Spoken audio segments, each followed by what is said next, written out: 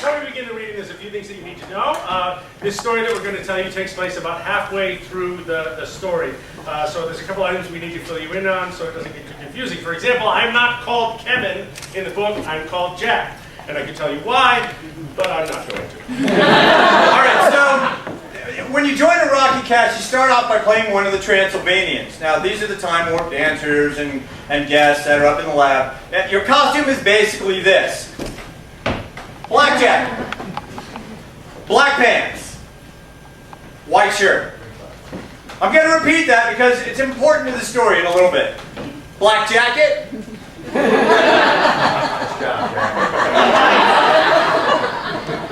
Black pants.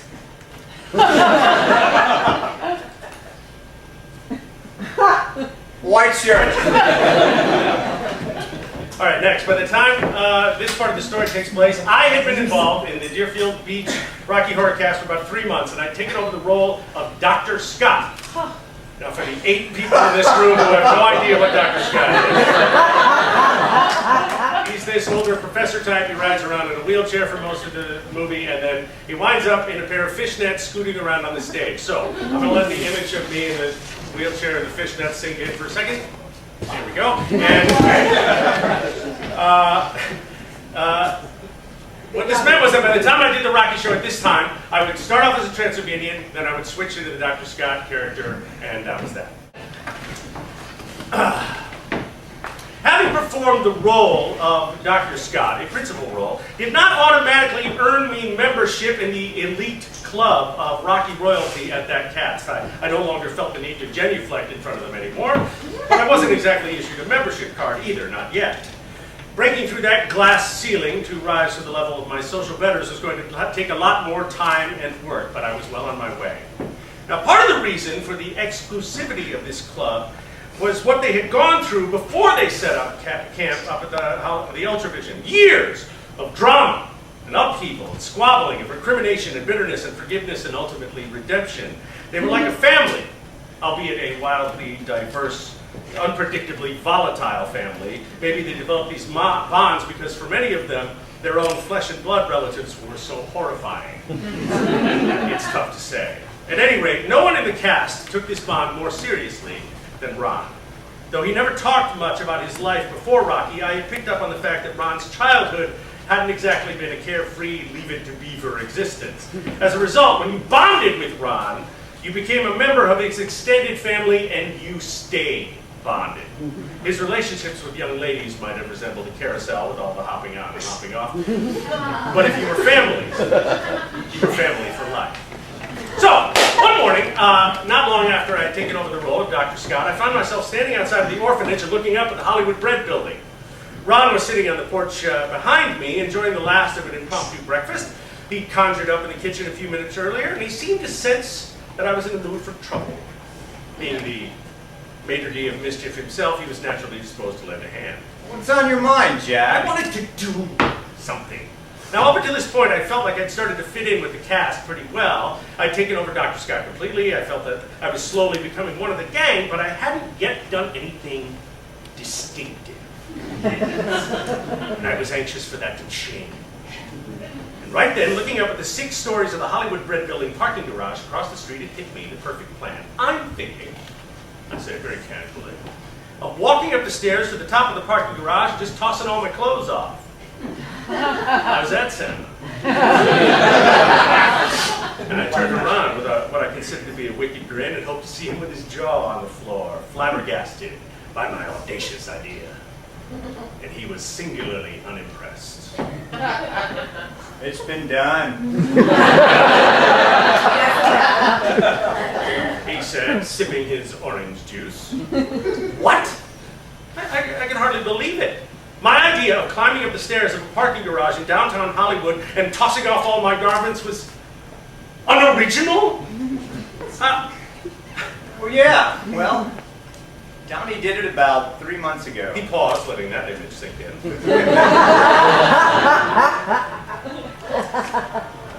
That was pretty memorable. I was stunned, deflated. Jesus, was there anything this cast hadn't done?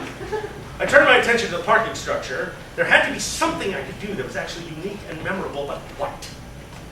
It was about this time that I noticed something about the structure itself. Now, it was, like most parking garages, made up of slanted ramps that corkscrew up to the top and back down again. Also, it was open on the sides with slits that allowed natural sunlight inside, thus, I presume, cutting down on having to light the thing from the inside all day. And finally, there were these drainage pipes that ran out of each level, jutting about a foot or so from the building near the bottom of each ramp. These pipes, it suddenly occurred to me, looked remarkably like handholds. Before I could even think of reconsidering, I turned around and I said, "Oh yeah? I bet you Donnie didn't climb up the outside of the building." At last I got the reaction from Ron that I'd been looking for. His eyes lit up like a kid on Christmas morning. No. Ron. No, he did not. And without another word, I crossed the street. I gazed up at the mountain to be conquered, and getting a good grip on the drainage pipe, I started my ascent. Ron, smiling from ear to ear, was right on my heels. It wasn't all that difficult, really, the climb itself. The place was practically begging to be scaled. The stucco exterior of the building was a bit of a pain. The white powder came off on your hands and clothes at the merest touch, but the pipes and the slits in the wall and the ledges and the ramps made the place a virtual ladder. The only bad thing was that after a flight or two, you quite suddenly found yourself about 30 feet in the air with nothing between you and the ground but your own inflated sense of self. In other words, the idiocy of this little adventure hit me at about level 3. By that time, though, the small crowd had gathered outside the orphanage. Word had spread quickly, and everyone inside had ventured out, wanting to see the little Spider-Man as we made our way up Mount Brett Building. Ron and I never let in onto each other that we were the least bit frightened by what we were doing. Perhaps Ron wasn't scared at all, but by the time we got to the top of level 4, I was seriously questioning my own sanity. What I was doing was certainly going to be remembered, but I was hoping that it would be remembered as Jack and Ron's amazing climb, and not that day those two fucking morons fell to their deaths. The higher we got, though, the more enthusiastic the crowd became. And looking down at one point, I saw Andrea and Sunday and Tracy gazing up at us with big smiles on their faces, and I became inspired. Only 20 feet more and we'd be living legends. And then all at once the cheering stopped. It took me a second or two for this to register, and for a heart-stopping moment, I feared that Ron had fallen. Holding my breath, I turned and I looked down. Ron was still clinging to the wall below me, safe and sound. The crowd of people in front of the orphanage was gone.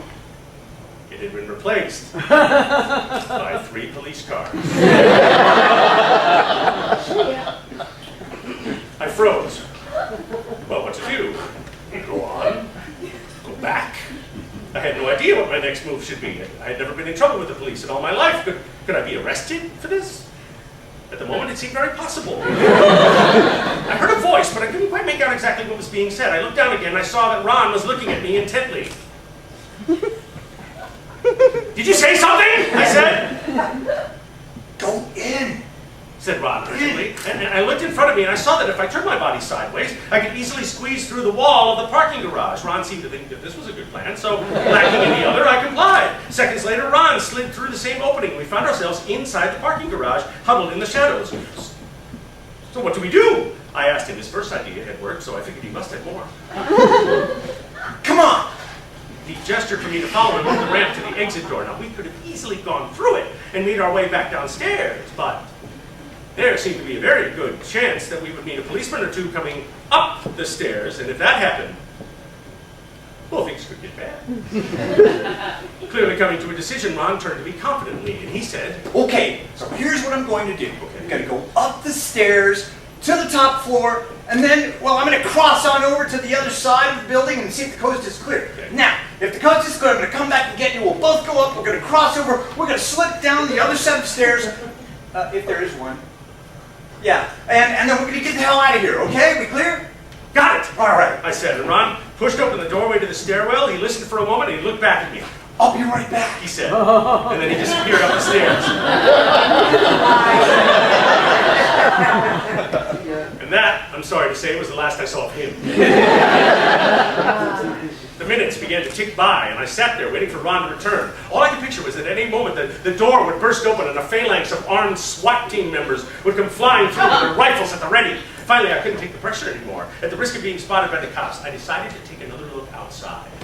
Maybe, I thought, once the two of us had disappeared inside the building, the cops had simply taken off. It was possible. Cautiously, I poked my head out the side of the building and looked down, praying that I wouldn't see the 3 patrol cars. And I didn't. Instead, there were now 5. I yanked my head back inside the building so fast I smacked the back of my noggin against the concrete, sending up a shower of white stucco powder. Shit! What now? Ron had clearly abandoned me, and I was on my own. Think, I told myself, how do you get out of here undetected? I pictured the building itself. Okay. I was on the west side near the exit, but there had to be an exit on the east side, didn't there? It was worth a look, so I sprinted across the lot to the other side of the building. Miraculously, there was a stairwell there as well. My heart leapt. All I had to do was make my way down, exit the building on the east side, and I'd be free and clear. I eased the door open and I strained to listen with every fiber of my being. Not a sound. Cat-like, I slipped down the stairs, making as little noise as possible. I paused at each landing, my nerves jangling, listening for the dreaded pounding of police boots. Nothing. I reached the ground floor. The exit door had a small window, so I peeked out to see if anyone was loitering about. Nightstick poised, ready to pounce. The alley was empty. I pushed my way out the door, and I was free. On the opposite side of the building from all the commotion, back on terra firma, nothing and no one could trace me back to the offending incident or identify me as one of the 2 idiots hanging off the wall of the building. I had nothing to fear. Brimming with confidence and secure in the knowledge that I had escaped certain doom, I started north. I turned the corner at Hollywood Boulevard and I made my way back to the orphanage. I was thinking how perfect this would be. I would simply walk around the next corner. I passed the policemen sitting in their cars. I would saunter casually into the orphanage, presumably to tumultuous applause. The accolades, I thought, would be the icing on the cake. This was gonna be great. But as I turned the corner and found myself facing the crowd of policemen, just at that exact moment, a horrible thought struck me. I was still wearing my Transylvanian outfit from the night before and had put it back on after playing Dr. Scott and hadn't taken it off since. Now you remember what a Transylvanian wears to work, don't you? Black jackets, white shirts, black pants. Items which, after climbing up the stucco exterior of the building, were completely covered in white powder. From head to foot, I was dusted with this crap. I looked like to the policeman as if I'd been in a food fight in a bakery. Or instead, as if I'd been climbing up the white stucco exterior of a parking structure. I felt the eyes of every cop on the street turn to me. It was as if someone had turned a blazing hot spotlight on me and hit me full in the face. I stood rooted to the spot, unable to take another step. The cops were similarly frozen, staring at me in disbelief. We stood there like that for what seemed like a month or so. And then a large, burly police officer stepped forward and crooked his finger at me. Come here, kid, He said, I want to talk to you. well, I had no choice but to comply. The option of fleeing never occurred to me. I was trapped. I slowly made my way over to the policeman, and his fellow officers encircled me. I was at the center of a very large ring of very displeased law enforcement officials, and I found myself the sole focus of their displeasure. The officer who beckoned me had a nameplate that said Hardy. And he looked it too. And who are you? I stammered out my name. It didn't seem to please him or anyone else in the immediate vicinity to make my acquaintance. You got some ID? Now, as we all know, I did not. I was the only kid my age in all of South Florida that did not have so much as a training permit. I reached into my pocket to see if I had anything with my name on it. It turns out I did. I fished out my bank card and handed it to the officer. This is it? He said, puzzled. Yeah, that's all I've got. Let's just take him in! Now, this was a voice to my right. I looked over and saw a tall, blonde cop shifting his weight from one foot to the other, nervously fingering the handcuffs on his belt. His nameplate read Wiegman, and to me, Officer Wiegman looked ready to break out the rubber hose and give me the beating of a lifetime. Officer Hardy gave him a sour look. For what? What do I charge him with? Wiegman looked puzzled for a second or two, but then he had a brainwave. Ah, disturbing the peace! Trespassing! We could charge him with a lot of stuff! Hardy was unmoved. Turning back to me, he demanded, Where do you live? now hearing that I lived up in Deerfield, he shook his head in disappointment. What the hell are you doing down here at this hour of the morning? And here's the thing. I was brought up to respect authority and give deference to my elders and all that, but somehow it occurred to me that if I was completely honest with Officer Hardy about why I was here and what I had been up to the night before, there was a good chance that I could wind up in the back of Officer Wiegman's patrol car suffering from multiple contusions. So rather than make up a story out of whole cloth, I punted. I'm just down here visiting some friends. Spent the night. Where are these friends? Involuntarily, I cast an eye towards the orphanage, and to my shock, I saw that the front window of the house was filled with the concerned faces of my Rocky castmates. I quickly glanced away, lest I should draw attention to the place. I mean, God help us if the cops decided to perform an inspection. Between the underage girls and the teenagers reeking of beer and, oh yeah, all the drugs, there was a chance we'd wind up in the pokey for years to come. Actually, I said to the nice police officer, I was supposed to meet them for breakfast. But I got lost. Bullshit! Bullshit! Mr. Wiegman now looked as if he preferred nothing better than to tie me to a chair and give me the 3rd degree. Hell, he might even raise me to the 4th degree if I was uncooperative. Now, the questioning went on for another minute or two. Hardy would ask me some personal detail of where I went to school, if my mother knew where I was, and things like that. And I would answer him as honestly as I could without dragging Rocky horror into the discussion. I suspected that any mention of my transvestite movie hobby would be Wiegman's cue to suggest that to his superior officer that I was a degenerate and by extension a thief and a drug dealer and deserved to be hauled down to the station, booked, tagged, and bagged. But in the end, Hardy's merciful nature won the day. Here you go, he said, handing me back my bank card, on which he had inexplicably written my address. And, tell you what, you find your friends, you have your breakfast, and you get the hell out of my district. That sound like a plan? Yes, sir, I said, knowing a good deal when I heard one. Thanks a lot. That's okay, he said, and for a second, he looked like he was going to just simply turn away and go to his squad car. But instead, he looked at me intently and he frowned. Clearly, there was something that was puzzling him, and I couldn't imagine what it could be. Well, slowly, Officer Hardy reached towards me. I didn't move, unsure exactly what he was up to. And then, to my great surprise and embarrassment, he stuck his hand into the breast pocket of my shirt. This simple action had happened so unexpectedly, I was completely unable to react. What in the living hell was he doing? After a moment, and very slowly, Officer Hardy withdrew his hand and revealed what it was he'd spotted stuffed inside my pocket. The other officers leaned forward in expectation. Wiegman was practically drooling, hoping that Hardy had snagged a bag of heroin and there would finally be grounds to haul me off to the hoosegow. Instead, what Officer Hardy unfurled from my pocket in what seemed like super slow motion was a long, black, sexy fishnet stocking.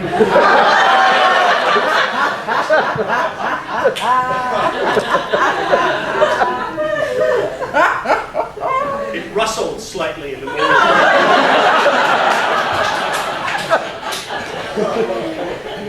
Officer Hardy held it up in front of his face, his mouth agape. The other officers were similarly floored by this unusual development. I was pretty shocked myself. The moment hung in suspended animation for an eternity.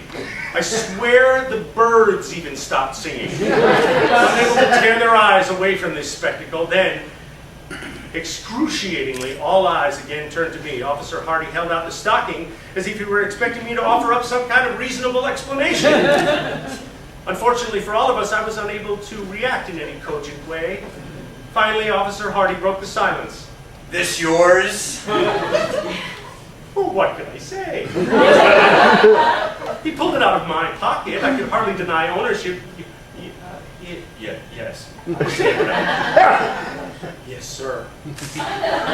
His eyes narrowed. Once again, he looked the stocking up and down, and then he turned his attention back to me. He chose, it appeared, his words very carefully.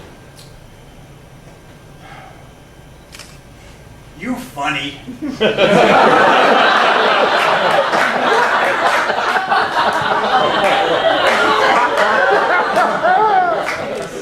Well, we all knew what he was asking. And to be honest, it was a logical question given the circumstances, but I was quick to correct his misinterpretation. No, sir. Yeah, it's mine. but it doesn't belong to me. I mean to say I don't wear it, of course, it's just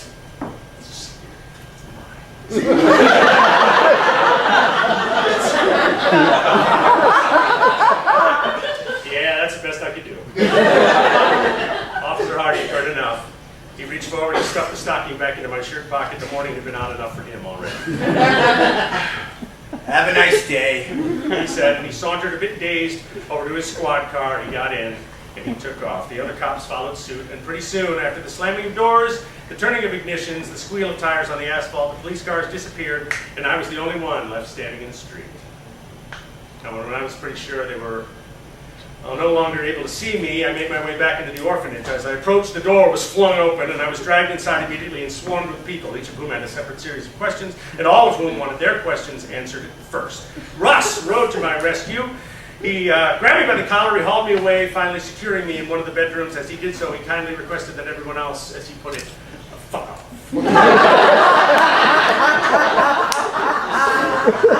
Russ let me catch my breath and allowed my heart rate to return to normal before asking me what had happened. I related the story to him just as it had transpired, but before I could finish, Ron burst into the room. Oh, man!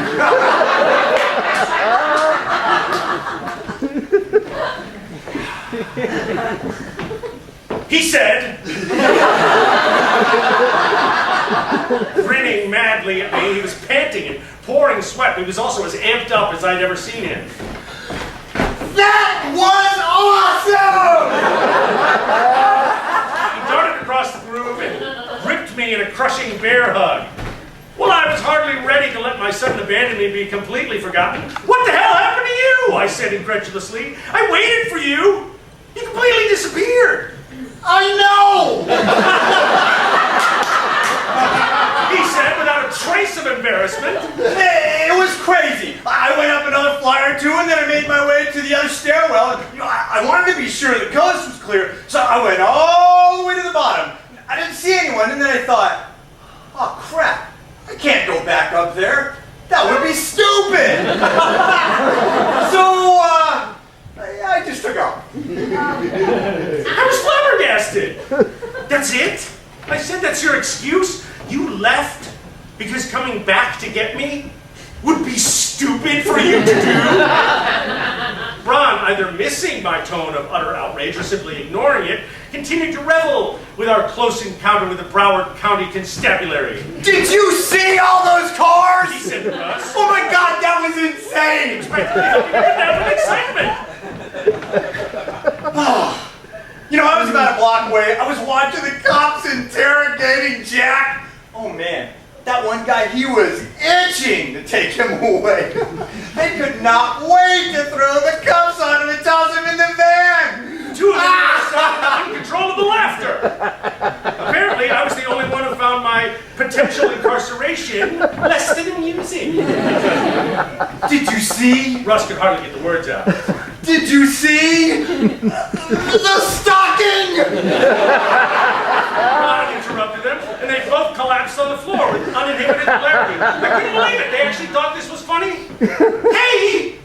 I tried to snap them out of it. I could have been arrested, you know. This didn't seem to calm them down in the least. Instead, I think Ron started to piss his own pants. I was starting to get mad. They asked me for my ID. You know what I had to give them? My bank card. Ron couldn't breathe. He was laughing so loud. Please! He begged. Please! You are killing me! And in that moment, at last, the absurdity of my situation suddenly hit me. Bank card? What the fuck was that? And involuntarily, I let out a little expulsion of laughter, which evolved into a chuckle, which morphed into a gale, until at last the full ridiculousness of the events of that morning finally dawned on me, and I joined the two of them, howling with utter abandon on the floor. When we recovered and were lying against the wall, wiping the tears from our eyes, Ron turned to me. You're my spider brother now, Jack. I'll never forget it. Don't you ever forget it either. He grinned his wolfish smile. And after that, we were thick as thieves, Ron and I. After that.